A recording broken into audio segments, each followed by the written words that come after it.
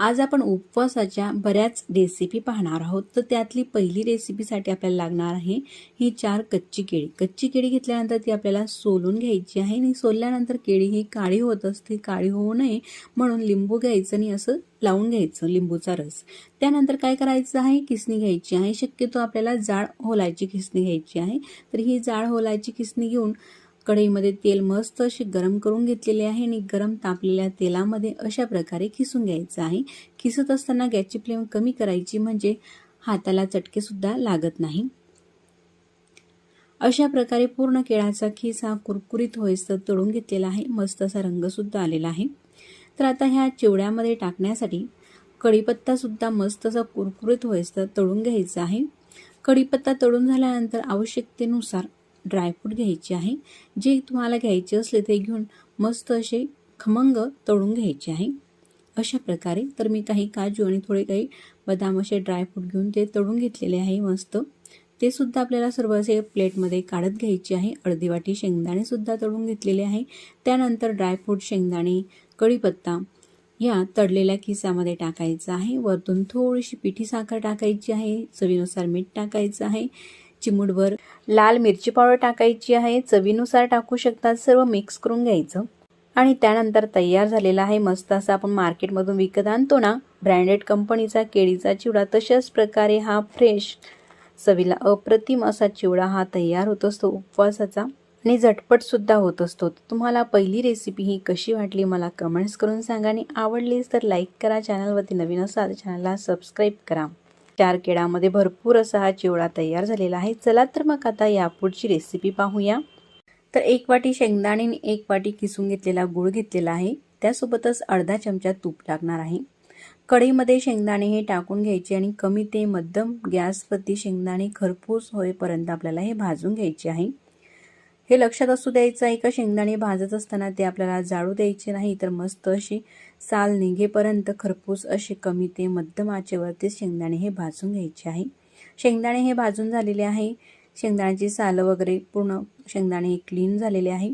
त्यानंतर ताटाला अशा प्रकारे थोडंसं आपल्याला तूप लावून घ्यायचं आहे। तर ताटासोबतच लाटण्याला सुद्धा थोडंसं तूप हे लावून घ्यायचं आहे।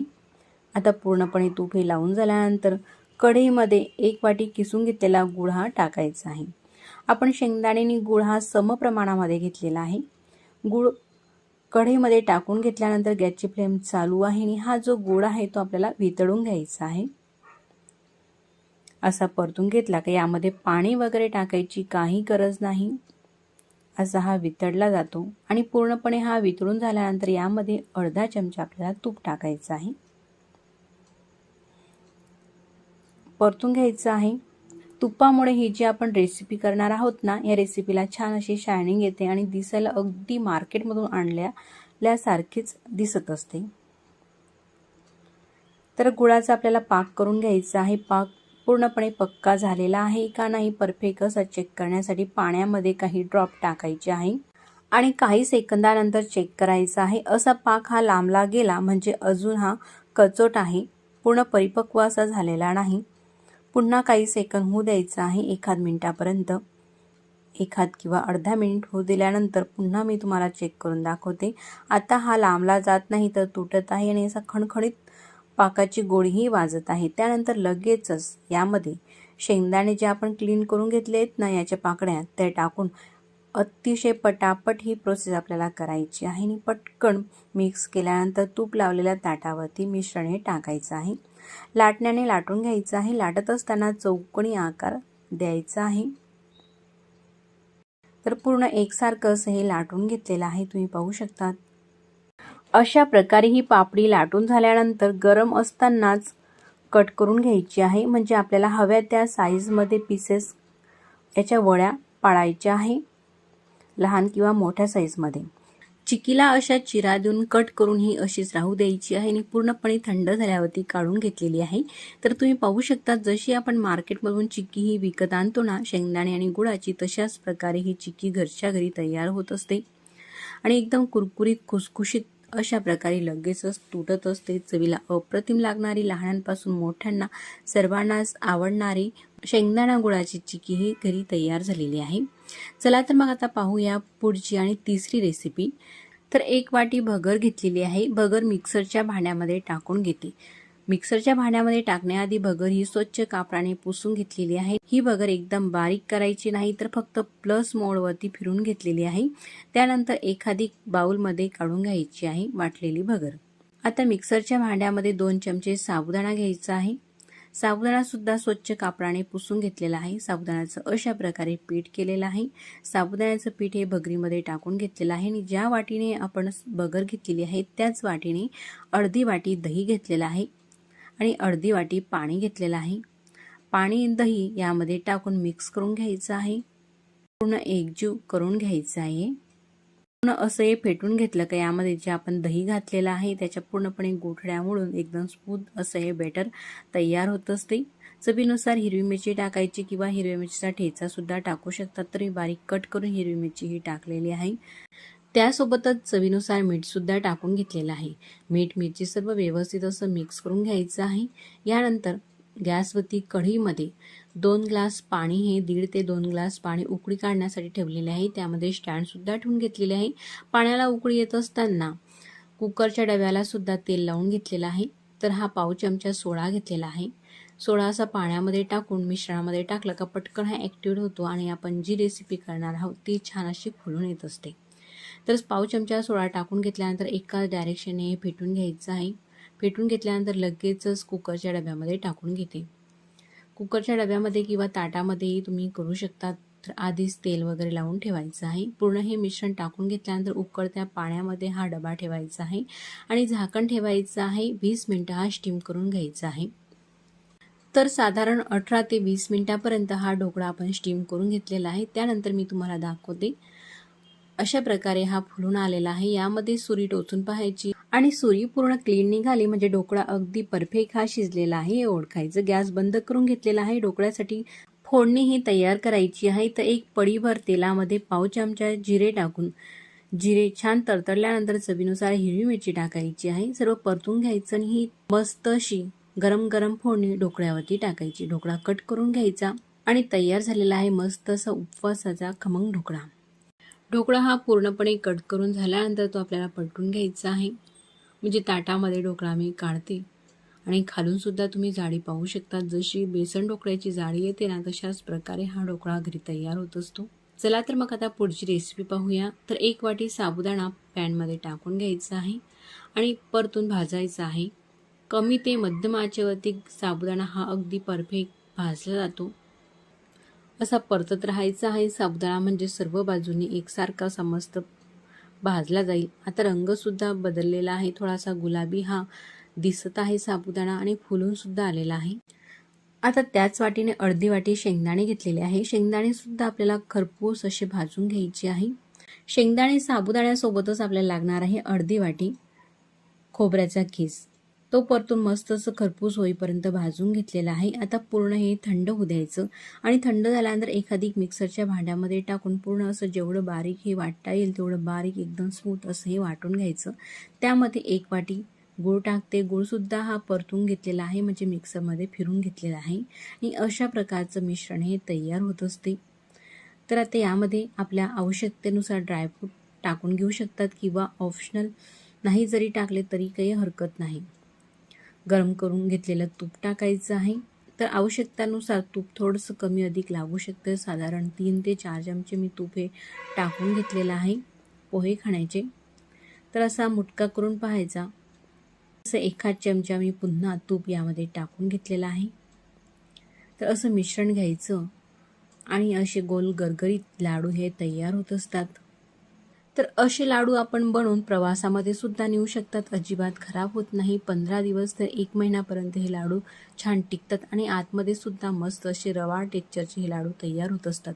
चला तर मग आता यापुढची रेसिपी पाहूया. तर यासाठी आपल्याला लागणार आहे अर्धा लिटर दही. दही घेतलेलं आहे. फ्रेश हे दही आहे. अजिबात जास्त आंबट दही आपल्याला घ्यायचे नाही. तर दही आपल्याला एखादी कॉटनच्या अशा पातळ कापडामध्ये टाकून घ्यायची आहे आणि त्यानंतर अशा प्रकारे गुंडाळून घ्यायची आहे.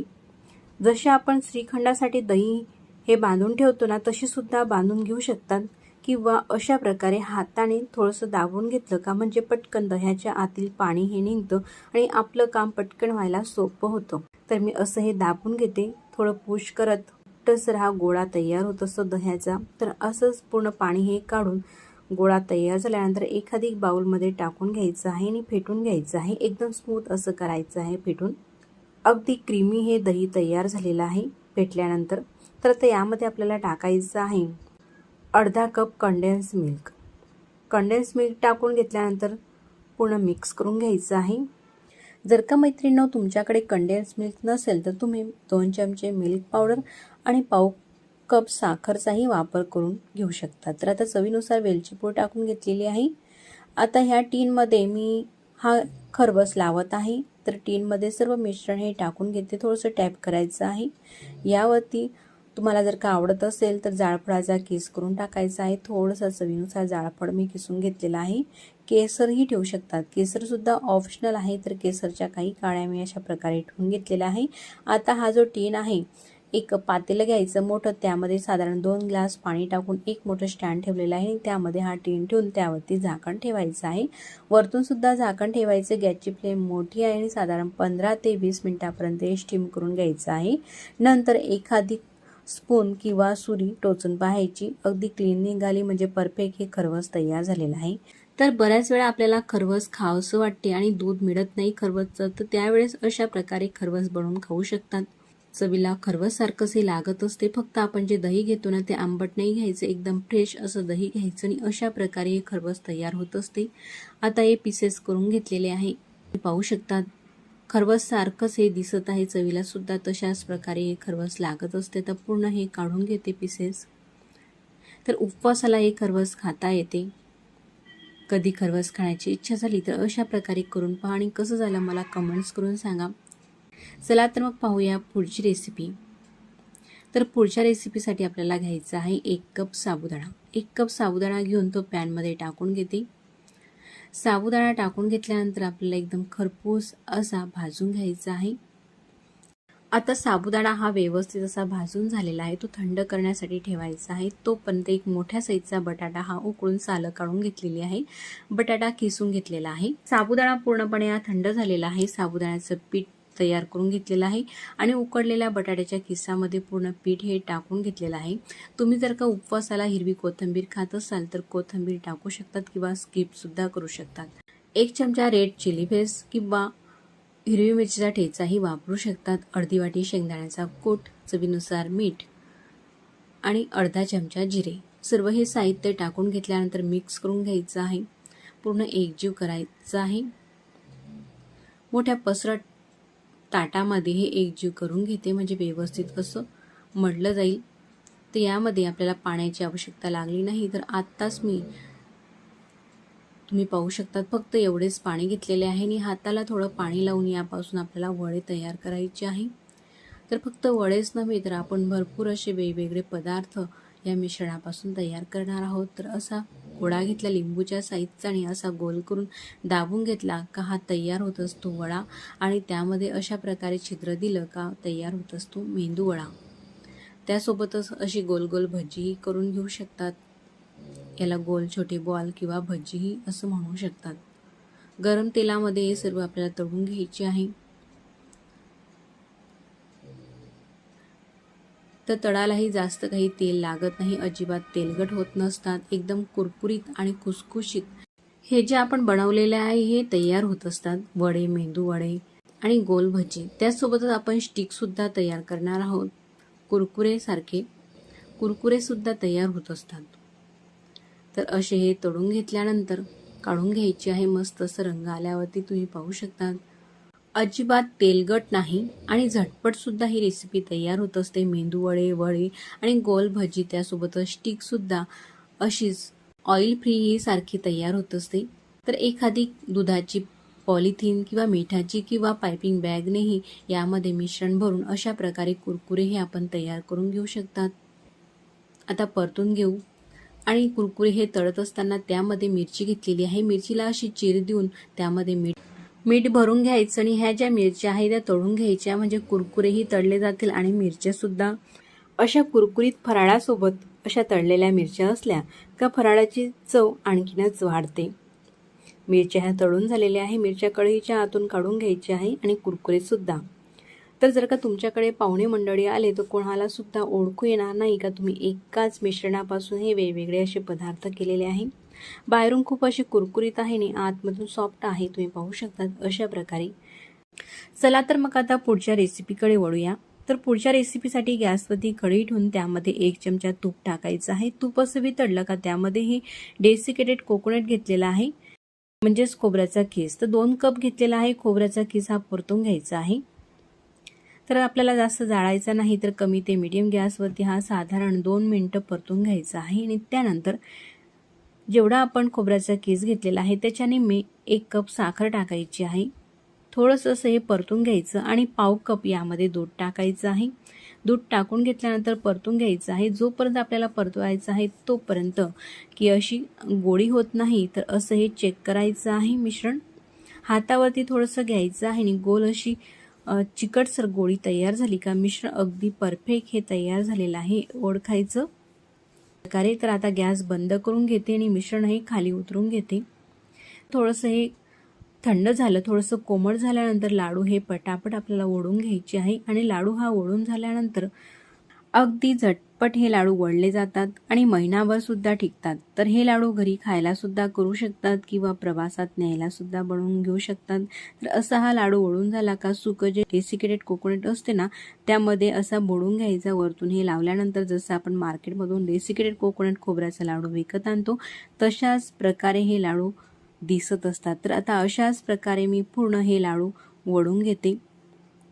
लहानांपासून मोठ्यांपर्यंत आवडणारे सर्वांनाच हे लाडू घरच्या घरी तयार होत असतात। तर झटपट होणारे लाडू बनवायची रेसिपी तुम्हाला कशी वाटली मला कमेंट्स करून सांगा। चला तर मग आता पुढची रेसिपी पाहूया। तर पुढच्या रेसिपीसाठी आपल्याला लागणार आहे 1 कप भगर आणि पाव कप साबुदाणा। भगर आणि साबुदाणा स्वच्छ कापडाने पुसून घेतलेला आहे। सुरुवातीला साबुदाणा टाकून हा मिक्सरमध्ये अशा प्रकारे वाटून घ्यायचा। त्यानंतर त्याच मिक्सरच्या भांड्यामध्ये भगर टाकायची आहे आणि भगर सुद्धा आपल्याला एकदम जेवढी बारीक ही वाटली जाईल तेवढी बारीक ही वाटून घ्यायची आहे। नंतर एखादी बाउलमध्ये काढून घ्यायची, त्यामध्ये अर्धा कप दही टाकायचं। दही पूर्णपणे मिक्स करून घ्यायचं आहे आणि 1 कप पाणी घेतलेलं आहे। पाणी सुद्धा अशा प्रकारे थोडं थोडं टाकायचं, म्हणजे या पिठामध्ये गोठड्या होणार नाही। तर आता यामध्ये पूर्ण कप भरून पाणी हे लागलेलं आहे। अशा प्रकारचं हे मिश्रण तयार झालेलं आहे। आता यावरती झाकण ठेवून घेऊ आणि 10 मिनिटं असंच हे मिश्रण राहू द्यायचं आहे। तोपर्यंत चटणी तयार करून घ्यायची आहे। तर चवीनुसार हिरवी मिरची भाजून घेतलेली आहे, अर्धी वाटी शेंगदाणे भाजून घेतलेले आहे। हिरवी मिरची आणि शेंगदाणे मिक्सरच्या भांड्यामध्ये टाकून घ्यायची आहे। त्यामध्ये जिरे टाकायचे आहे पाव चमचा आणि अशा प्रकारे आवश्यकतेनुसार पाणी टाकून ही चटणी करून घ्यायची आहे। चटणी ही तयार झालेली आहे। चटणीला फोडणी देऊ, तर त्यासाठी पातेल्यामध्ये साधारण 1 पळी तेल टाकून घेतलेलं आहे आणि तेल गरम झाल्यानंतर पाव चमचा जिरे टाकायचे आहे। जिरे असे तडतडल्यानंतर त्यामध्ये जी आपण चटणी करून घेतली ना ती चटणी टाकून परतून घेऊ। आवश्यकतेनुसार यामध्ये पाणी टाकायचं आहे। कितपत ही चटणी आपल्याला घट्ट किंवा पातळ करायची आहे त्यानुसार पाणी टाकून मस्त अशी उकळी येऊ द्यायची आहे आणि तयार झालेली आहे झटपट अशी उपवासाची चटणी। चटणी तयार झाल्यानंतर एका वाटीमध्ये काढून घ्यायची आहे।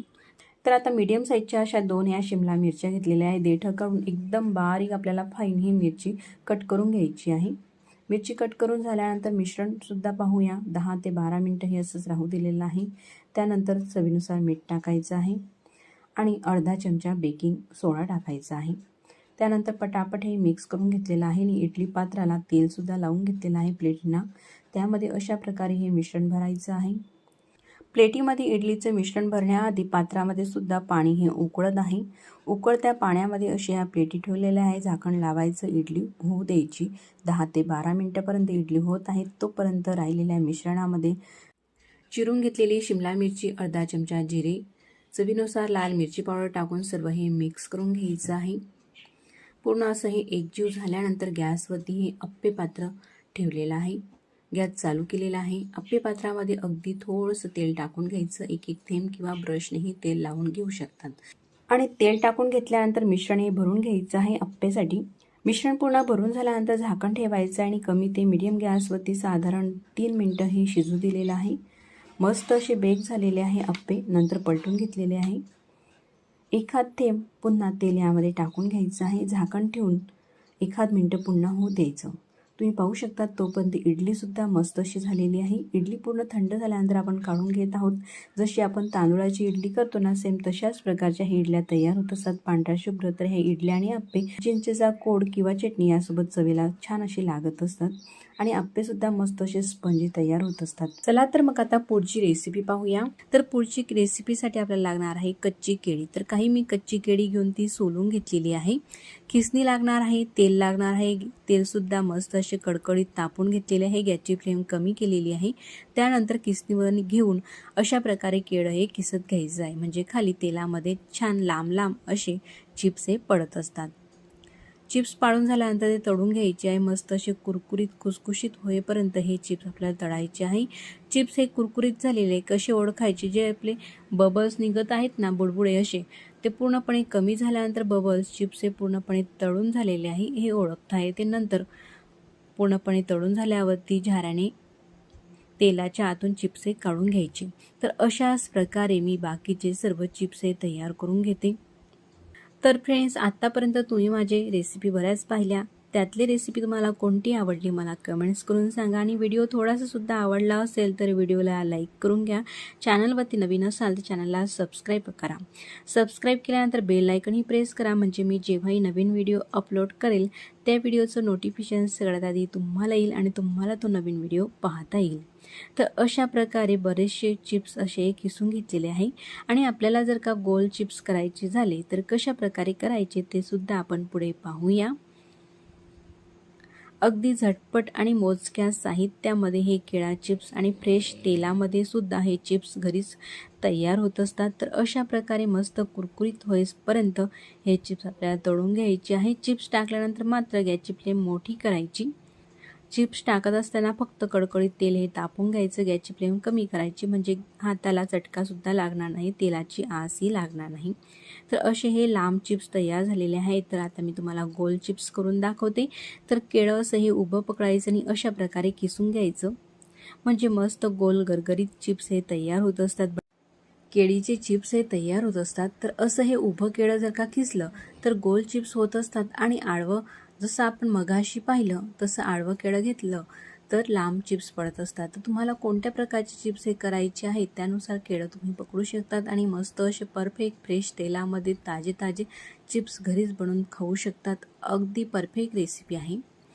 आता संपूर्ण चिप्स हे मस्त कुरकुरीत खुसखुशीत होईपर्यंत तळून घेतलेले आहेत. आता यावरती आपल्याला टाकायचं आहे चवीनुसार मीठ, चवीनुसार लाल मिरची पावडर.